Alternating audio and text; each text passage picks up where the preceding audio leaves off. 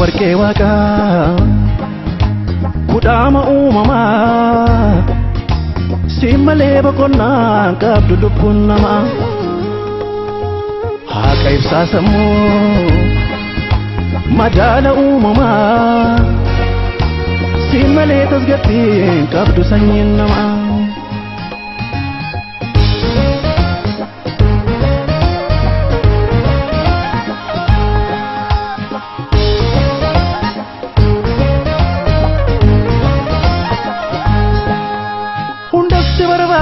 mi firdin jalabade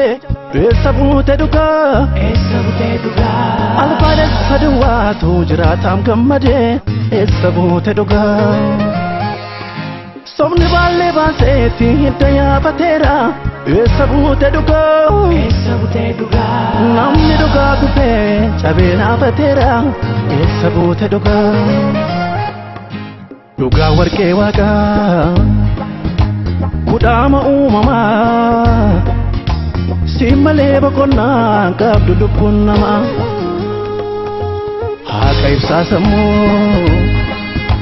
madaala uumamaa si malee tasgabbii qabdu sanyiin namaa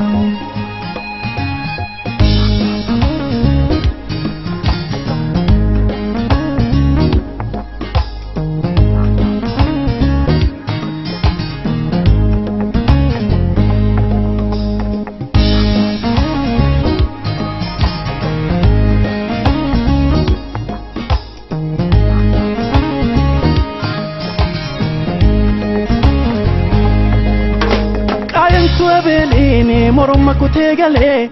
sabute duka igalla fayya mi firdi ke appale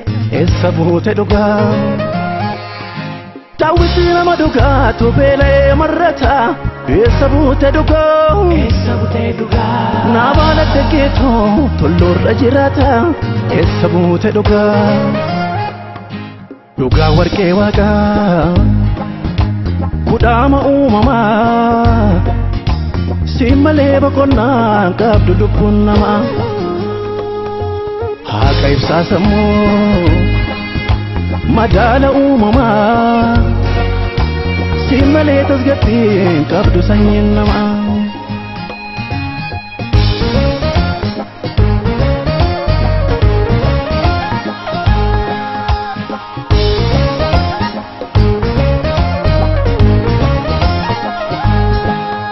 jallo tajjijo meetti ofarguu dhabanii sabute duka itti tolee jiraatu akka ijoollee qananii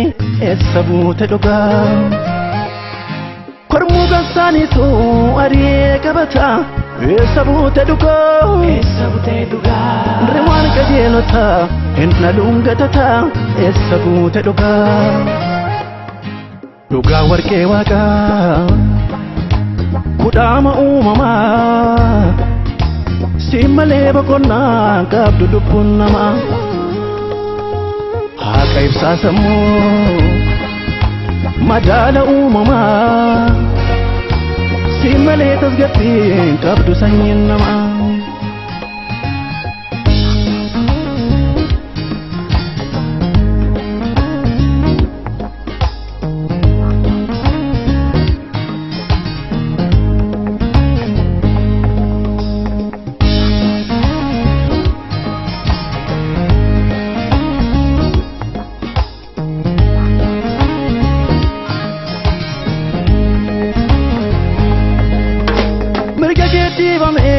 nisin falmadhu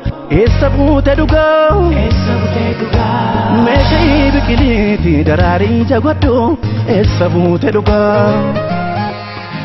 inni karaa Yesuusiin addunyaa mul'ache eessa buute dhugaa